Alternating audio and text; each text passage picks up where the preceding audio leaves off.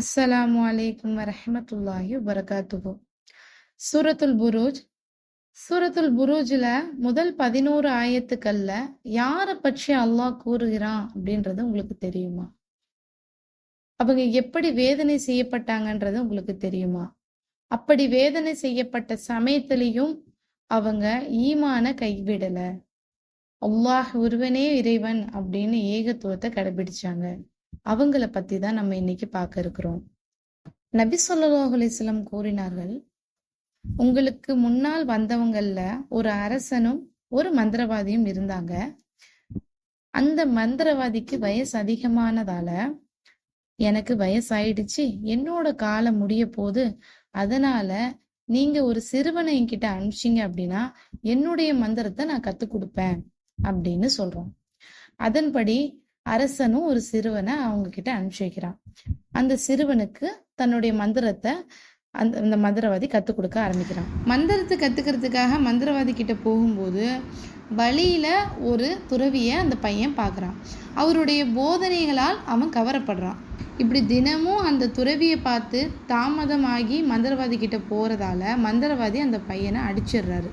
இந்த விஷயத்த அந்த துறவி கிட்ட அந்த சின்ன பையன் சொல்லும்போது, நீ மந்திரவாதிக்காக பயப்படும்போது நீ வீட்டில் வேலை இருந்துச்சு அதனால தாமதமாயிடுச்சுன்னு சொல்லிடு. உங்கள் வீட்டாளுங்களுக்கு பயப்படும்போது மந்திரவாதி கிட்ட எனக்கு தாமதம் ஆயிடுச்சு அப்படின்னு சொல்லிடு அப்படின்னு அந்த துறவி சொல்றாரு. இப்படியே கொஞ்ச நாள் போகுது. அப்போ போகும்போது வழியில ஒரு பெரிய மிருகம் இருக்குது. அந்த மிருகத்தால அந்த மக்களுக்கு ரொம்ப பாதிப்பு. அந்த வழியில போக முடியாம இருக்காங்க. அந்த சமயத்துல அந்த பையன் என்ன செய்யறான் அப்படின்னா, அவனுக்கு ஒரு சந்தேகம், இந்த மந்திரவாதி சிறந்தவரா இல்ல அந்த துறவி சிறந்தவரா அப்படின்ட்டு. அப்ப என்ன பண்றான், ஒரு கல்லை எடுக்கிறான். கல்லை எடுத்து, இறைவனே, மந்திரவாதியுடைய செயலை விட உனக்கு துறவியோட செயல் விருப்பமானதா இருந்துச்சுன்னா இந்த கல்லை கொண்டு அந்த மிருகத்தை கொன்றுடு அப்படின்னு சொல்லிட்டு கல்லை தூக்கி வீசி எறிகிறான். அந்த மிருகம் இறந்துருது. மக்களுக்கு அந்த பாதை இலகுவாயிடுது. அந்த சின்ன பையன் இந்த விஷயங்களை அந்த துறவி கிட்ட சொல்றாரு. சொல்லும்போது அந்த துறவி என்ன செய்கிறாங்க அப்படின்னா, என்னுடைய மகனே, நீ இன்னைக்கு என்னை விட சிறந்தவனாயிட்ட அப்படின்னு சொல்லி பாராட்டுறாரு. நான் நினைச்சதை நீ அடைஞ்சிட்ட. நீ சோதனைக்கு உட்படுத்தப்படுவ. அப்படி நீ சோதனைக்கு உட்படுத்தப்படும் போது என்னை பற்றி நீ அவங்கள்ட்ட தெரிவிக்க வேண்டாம் அப்படின்னு சொல்லிடுவாரு அந்த துறவி. அந்த சிறுவன் பிறவி குருடர்களையும் தொழுநோயாளர்களையும் மற்ற நோய்களையும் நிவர்த்தி செஞ்சுட்டு வந்தான். அரசவையில் ஒரு அறிஞர் ஒரு குருடராக இருந்தார். அந்த சிறுவனுக்கு நிறைய அன்பளிப்புகள் எல்லாம் கொண்டு வந்து, நீ என்னுடைய இந்த நோயை குணப்படுத்திடு அப்படின்னு சொல்லும்போது அந்த சிறுவன் என்ன சொல்கிறான் அப்படின்னா, நான் யாருடைய நோயும் குணப்படுத்தலை, அல்லாஹ் தான் மக்களை எல்லாரையும் குணப்படுத்துகிறான் அப்படின்னு சொல்கிறான். அதனால் நீங்கள் அல்லாஹ் கிட்ட பிரார்த்தனை செய்யுங்க, உங்களுக்கு சரியாயிடணும் அப்படின்னு அந்த மாதிரி அந்த சிறுவன் சொல்லிடுறான். அந்த மாதிரியே அந்த அறிஞரும் அல்லாஹ் கிட்ட பிரார்த்தனை செய்கிறாங்க, என்னுடைய நோயை குணப்படுத்தி அல்லாஹ் அப்படின்ட்டு. அது மாதிரி அவங்களுக்கு பார்வை சரியாயிடுது. அப்புறம் அந்த அரசவையில் அந்த அறிஞர் தன்னுடைய இடத்துல உட்காரும்போது அந்த அரசன் கேட்குறான், உனக்கு பார்வை இல்லையே, உன்னுடைய பார்வையை குணப்படுத்தினது யாருன்னு கேட்கும்போது, ஏக இறைவன் அல்லாஹ் ஒருவனே அப்படின்னு சொல்லிட்டு அந்த அறிஞர் சொல்கிறாரு. அதுக்கு அந்த அரசன், என்னை தவிர வேறு இறைவன் இருக்கிறானா என்ன அப்படின்னு கேட்குறான்.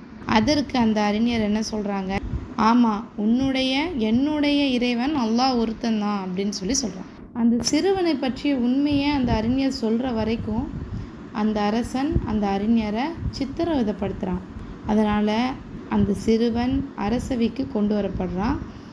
அரசன் கேட்குறான், ஓ சிறுவனே, நீ பிறவி குருடர்களையும் தொழுநோயாளர்களையும் இன்னும் நிறைய நோய் நிவர்த்தி பண்ணுறியாமே, நீ அவ்வளோ மந்திரக்கலையை கற்றுக்கிட்டியா அப்படின்னு கேட்குறான் அந்த அரசன் சிறுவனை பார்த்து. அதுக்கு அந்த சிறுவன் கொஞ்சம் கூட யோசிக்காமல், நான் யாரையும் குணப்படுத்தலை, அல்லாஹ் தான் எல்லாரையும் குணப்படுத்துகிறான் அப்படி சொல்லிடுறான்.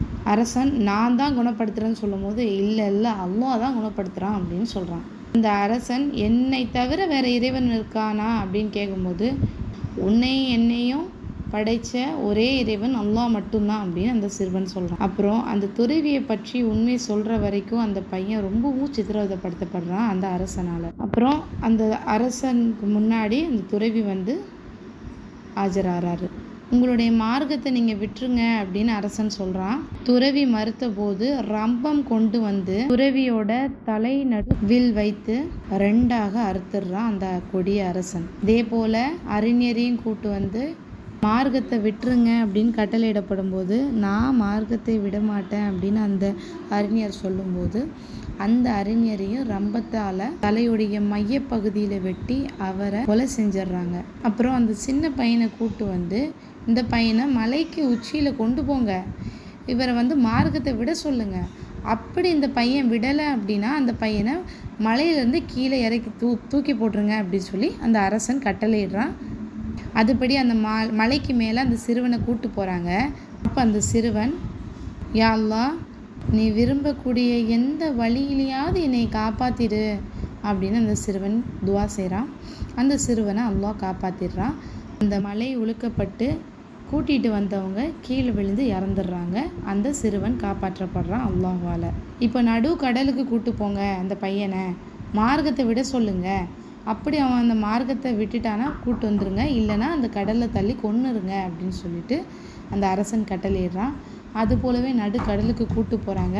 யா அல்லாஹ், இவர்களிடமிருந்து நீ விரும்பக்கூடிய எந்த வழியிலையாவது என்னை காப்பாற்றிடு அப்படின்னு அந்த பையன் துவா செய்கிறான். கூட்டு வந்தவங்க கடலில் மூழ்கி இறந்துடுறாங்க. இந்த சிறுவன் காப்பாற்றப்படுறான் அல்லாஹ்வால்.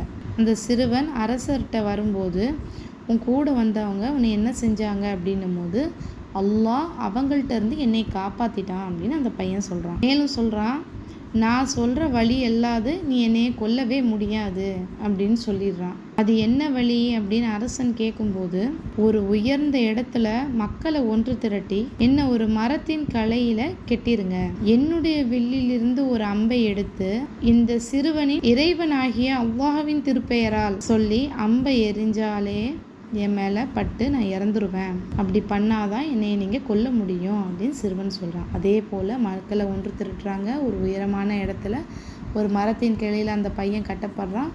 அந்த சமயத்தில் அல்லாஹ்வை பெயரை கொண்டு அந்த பையன் மேலே அந்த அம்பை எடுத்து எறிகிறாங்க. அந்த பையன் இறந்துடுறான். இதை பார்த்துருந்த அந்த நாட்டு மக்கள் ஏக இறைவன் மேலே ஈமான் கொள்கிறாங்க. சுப்ஹானல்லாஹ், அந்த சிறுவன் தன்னுடைய உயிரை தியாகம் செஞ்சு அந்த மக்களை இஸ்லாத்தின் பக்கம் அனுப்புகிறாங்க. இஸ்லாத்தின் பக்கம் அவங்க திரும்ப வைக்கிறான் அந்த பையன். இப்போ என்ன ஆகிடுது அப்படின்னா, கொஞ்சம் காலம் கழிச்சுமே அந்த மக்கள் வந்து அல்லாஹ் மேலே ரொம்ப ஈமான் கொள்கிறாங்க. இது வந்து அந்த அரசனுக்கு பிடிக்கலை. இந்த அரசன் ஒவ்வொரு பாதையோடைய நுழைவாயிலையும் ஒரு அகழியை ரெடி பண்ணுறான். அதில் நெருப்புகளை எரிய விட சொல்லி மக்களுக்கு கட்டளையிடுறான். அப்புறம் என்ன சொல்கிறான் அப்படின்னா, யாரெல்லாம் அந்த சிறுவனுடைய மார்க்கத்தை கைவிட்டுறீங்களோ அவங்கள விட்டுருவேன், யார் அந்த மார்க்கத்தை கடைபிடிக்கிறீங்களோ அவங்கள இந்த நெருப்பு குண்டத்தில் நான் வீசிடுவேன் அப்படின்னு சொல்லிட்டு அந்த அரசன் கட்டளையிடுறான். ஈமான் கொண்டவங்க அந்த நெருப்பு குண்டத்தில் விழுந்து கரியப்படுறாங்க. அப்போ ஒரு தாய் தன்னுடைய பால்குடி குழந்தைய வச்சுக்கிட்டு தடுமாறுறாங்க.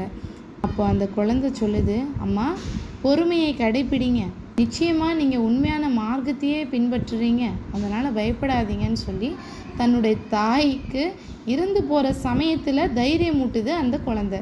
இந்த ஹதீஸ் முஸ்லீமில் இமாம் முஸ்லீம் அவங்களால பதியப்படுது. அந்த சிறுவனுடைய மரணத்துக்கு அப்புறம் நஜ்ரான் தேசத்து மக்கள் வந்து இஸ்லாத்தை கடைபிடிக்கிறாங்க. அது பிடிக்காத அரசன் அவங்களுக்கு ரெண்டு வழியை கொடுக்குறான். ஒன்று, நீங்கள் மார்க்கத்தை விட்டுடுங்க, இல்லைன்னா அந்த நெருப்பு குண்டத்தில் போய் விழுங்கன்னு.